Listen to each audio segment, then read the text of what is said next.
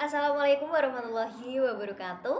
Halo semuanya, perkenalkan saya Diah Permatasari, NIM 2021 11530 dari kelas 2C Manajemen. Di video kali ini saya akan menjawab beberapa pertanyaan yang diberikan oleh Bapak Irfa Ifatur Rahman untuk memenuhi tugas ujian akhir semester mata kuliah Bahasa Indonesia. Yuk langsung saja ke pembahasannya. Di soal yang pertama, jelaskan pola bentuk gabungan terikat dan tulislah kembali bentuk gabungan terikat berikut ini. Jadi sebelumnya saya akan menjelaskan apa itu bentuk gabungan terikat. Dalam Kamus Besar Bahasa Indonesia atau yang biasanya sering kita sebut dengan KBBI, bentuk terikat adalah bentuk bahasa yang harus digabung dengan unsur lain agar dapat dipakai dan dimaknai secara jelas. Nah, untuk soalnya yang pertama, adi plus kuasa menjadi adi kuasa tanpa diberikan spasi. B. Catur plus tunggal menjadi catur tunggal tanpa dipisah. C. Dwi plus warna menjadi dwi warna. D. Ekstra plus kurikuler menjadi ekstra kurikuler. Untuk yang E, kontra plus revolusi menjadi kontra revolusi. F. Purna plus wirawan menjadi purnawirawan. G. Sapta plus krida menjadi sapta krida. Dan yang H atau yang terakhir, sub plus bagian menjadi subbagian. Untuk soal yang kedua, jelaskan perbedaan bentuk penalaran deduktif dan bentuk penalaran induktif, serta berikan contoh penerapannya. Jadi saya akan menjelaskan apa itu penalaran deduktif. Untuk penalaran deduktif, proses penalaran yang berasal dari satu atau lebih pernyataan umum untuk mencapai kesimpulan secara logis. Nah, di penalaran deduktif ini, penalarannya dari umum menuju khusus untuk membuat kesimpulan. Nah, untuk contoh dari penalaran deduktif sendiri, terdapat rumusnya, yakni semua S adalah P atau premis dan sebagian P adalah S atau simpulan. Contohnya, tidak seekor pun ayam adalah unggas, premis, sedangkan simpulannya semua unggas adalah bukan ayam. Sedangkan untuk pengertian dari penalaran induktif sendiri, jadi penalaran induktif adalah membuat kesimpulan umum berdasarkan pengamatan data, fakta yang spesifik atau khusus dengan tujuan untuk generalisasi. Nah, penalaran secara induktif ini juga biasanya kita lakukan ketika kita membuat prediksi tentang apa yang terjadi di masa depan berdasarkan dari hasil pengamatan kita di masa lalu. Untuk contoh dari penalaran induktif itu sendiri, berdasarkan pengamatan, di puncak hawanya dingin, di daerah Batu hawanya dingin, di kawasan Lembang hawanya juga dingin. Jadi, apa kesimpulannya? Dari sini kita dapat menarik kesimpulan bahwa daerah yang letaknya tinggi atau dataran tinggi, hawanya akan dingin. Nah, namun kesimpulan atau argumen induktif tidak selalu atau tidak pasti benar.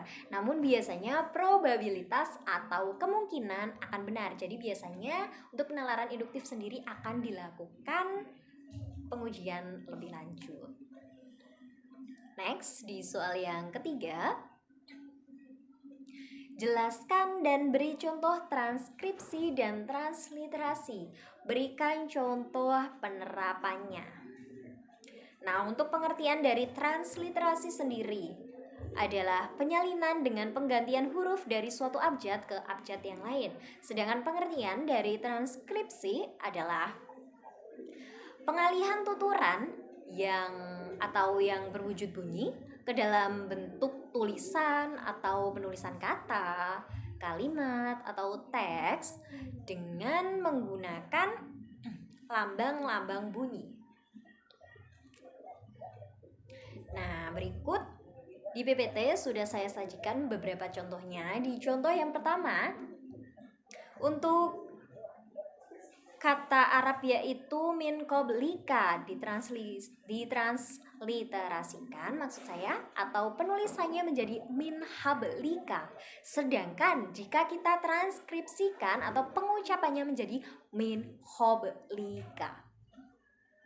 Untuk contoh yang lain atau di sini sudah ada contoh kedua.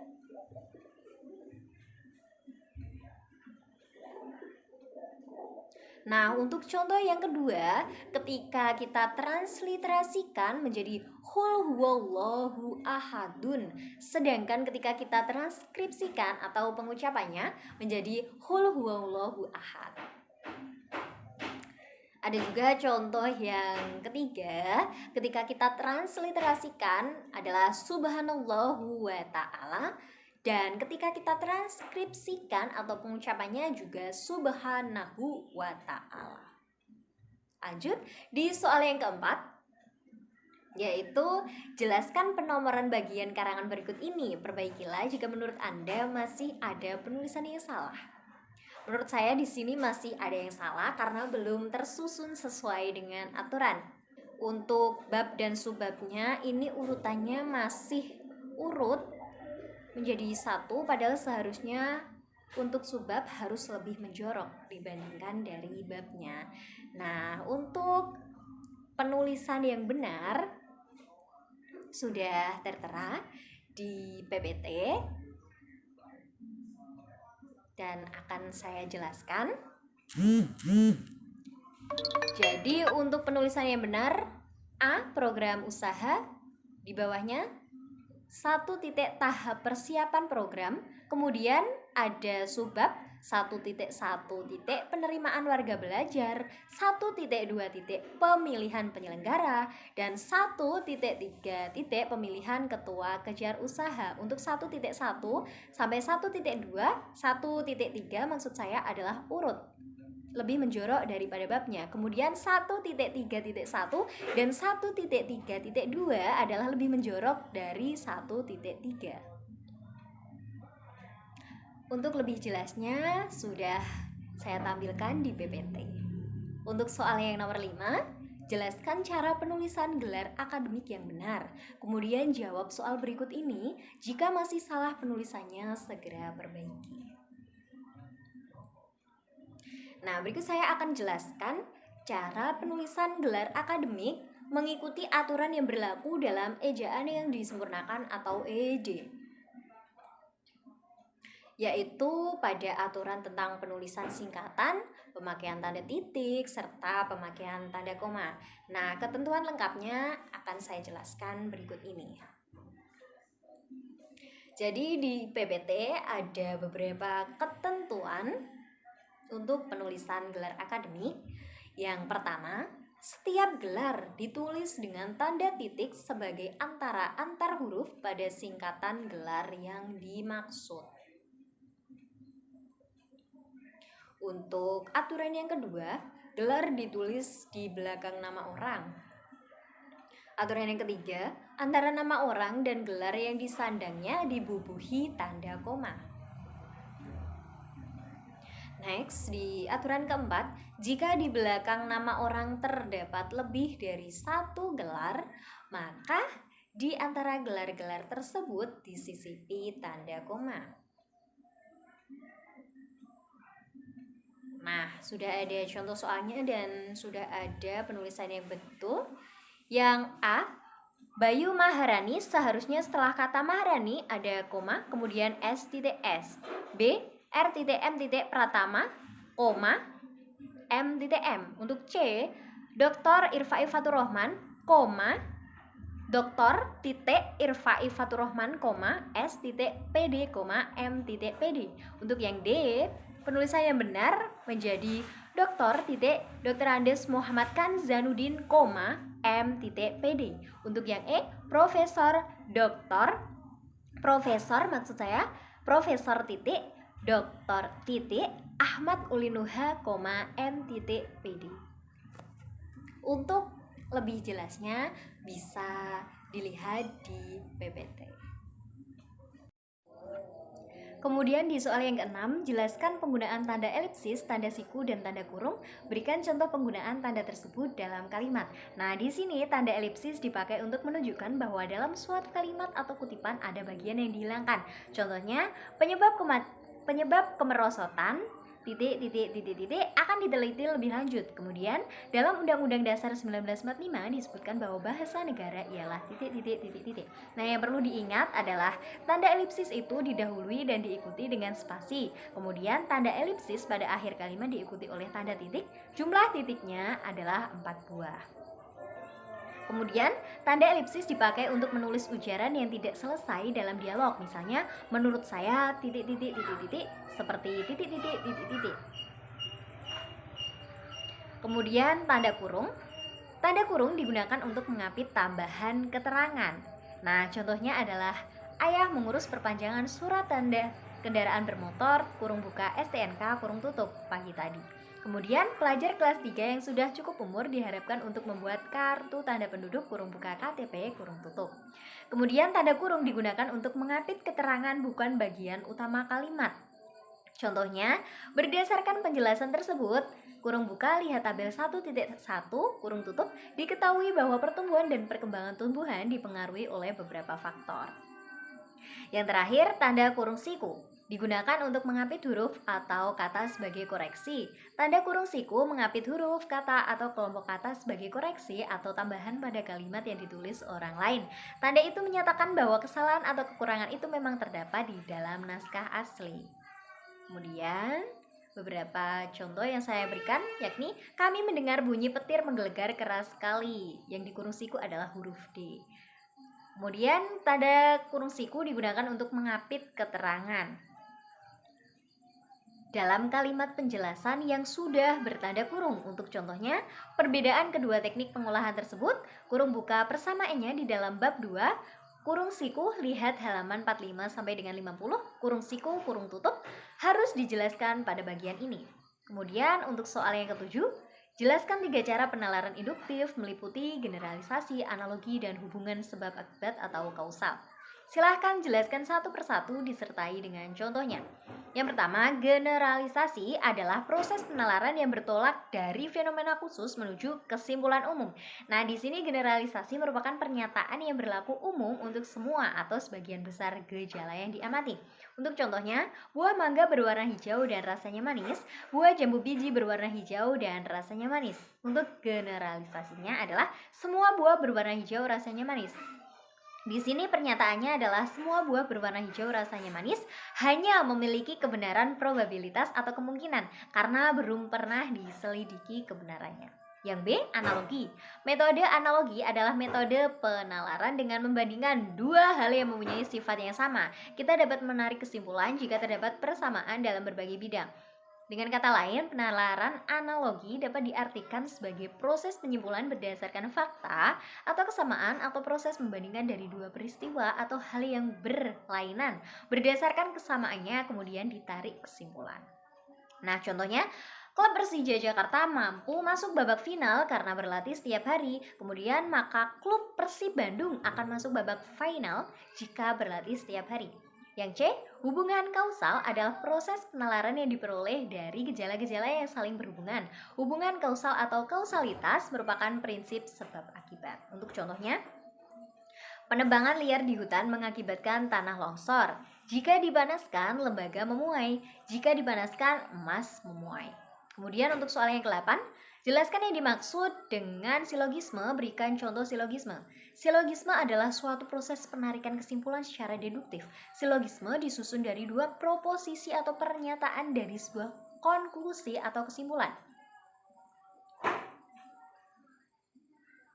Kemudian untuk contoh dari silogisme sendiri, premis mayor di sini ada jika hujan saya naik becak. Kemudian premis minornya sekarang hujan. Jadi konklusi atau kesimpulannya adalah saya naik becak.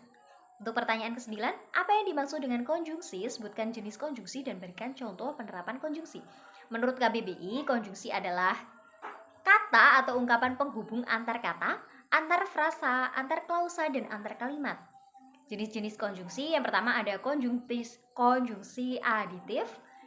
Contohnya adalah dan, lagi pula, serta. Contoh penerapan kalimatnya, Rara dan Disa sedang menelusuri taman untuk mencari kucing peliharaan mereka.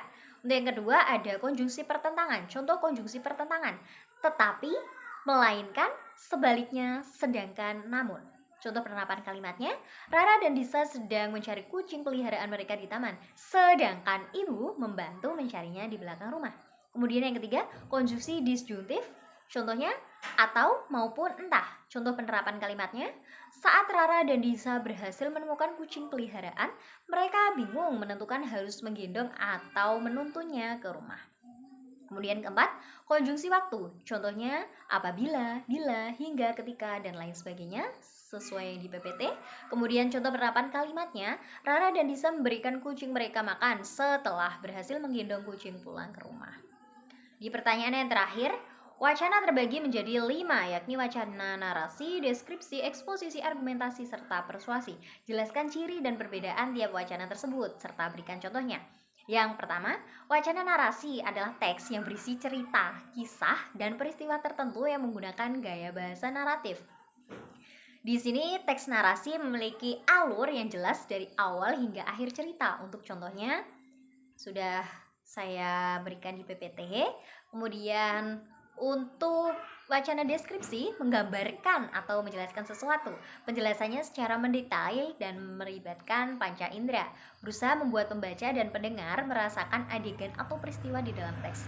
Di sini contohnya cerita tentang rumah mungilku yang baru, menggambarkan tentang keadaan rumah dan juga ciri-cirinya. Kemudian di selanjutnya ada wacana eksposisi. Nah, ciri-cirinya adalah memakai bahasa baku, berisi informasi untuk pengetahuan, dan disertai data yang akurat. Di sini saya memakai contoh ekonomi rakyat. Kemudian argumentasi berisikan gagasan, ide, pandangan, serta pendapat penulis, disertai alasan yang logis. Untuk contohnya, saya memakai contoh permasalahan yang dihadapi oleh Indonesia saat ini adalah sampah karena sudah tidak terkontrol lagi. Untuk lebih jelasnya sudah ada di PPT. Dan yang terakhir adalah persuasi, mengandung kata ajakan yang dapat mempengaruhi atau mendorong pembaca untuk melakukan suatu hal sebagaimana yang disampaikan. Jadi di sini karangan persuasi atau wacana persuasi itu berisi promosi atau ajakan pembaca untuk mengikuti apa yang disampaikan penulis. Sekian video dari saya, semoga dapat bermanfaat untuk saya dan juga yang sudah menonton video saya, dan semoga saja Pak Irfai berkenan memberikan nilai UAS yang memuaskan untuk saya. Kurang lebihnya saya mohon maaf. Wassalamualaikum warahmatullahi wabarakatuh. Sampai jumpa.